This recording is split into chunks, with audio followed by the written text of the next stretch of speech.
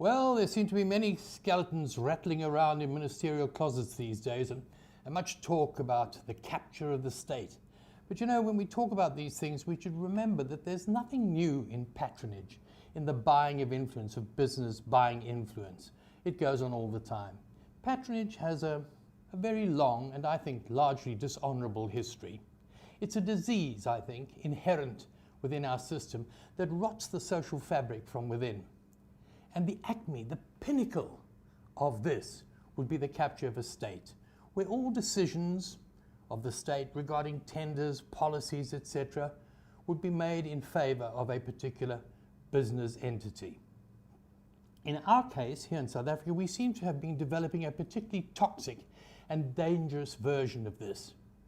But we should also remember that patronage is not only politicians being the subjects of this. Unions, trade unions, campaign groups can also be patronized, bought, used, manipulated, distorted.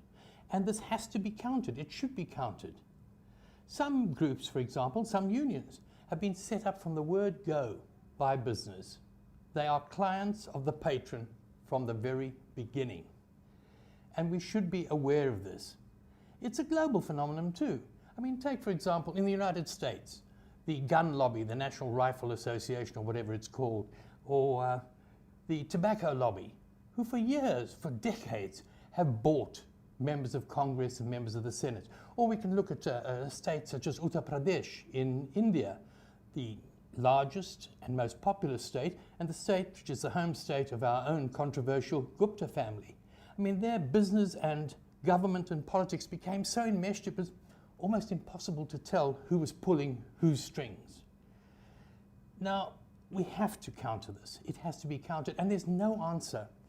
Like Gwede Mantashe, the Secretary General of the ANC, has said, it can be dealt with by robust discussion, but not behind closed doors, which is what he is proposing. Behind closed doors is a symptom of this disease. Why should what concerns us all be hidden from us? It's very much a symptom of the same rot in the social fabric. There's another symptom as well, and that is those people who are prepared to speak out but will not do so publicly. Why not? Because they're afraid. We should actually ask why. And we should also campaign for the only antidote, and that antidote is transparency. If everything is out in the open, if all declarations are made, then we can see and make everyone involved accountable. And we can excise the rot, the disease within the body politic.